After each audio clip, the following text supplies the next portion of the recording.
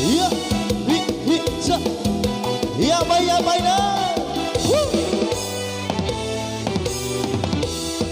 คนงามที่ตามพอดอกเจ้าที่นักเงาผมคอยปกป้องผมไว้เดินตามเจ้าหันมาทำยินให้ดวงใจพี่นั้นโดนมีไม่เชื่อตากลมเจ้าคงเหมือนดังผมมีสบตาเหมือนดังภาพเป็นฟังเตือนเอ็มเด็กเหมือนดังน้องเป็นของเพื่อนมันเรือนของเจ้านั้นอยู่ที่ใดโอ้นวลน้องขอต้องตัวเจ้าอยากเป็นแฟนน้องเจ้าได้หรือไม่คงต้องถึงเรื่องก็กลัวจะโดนไล่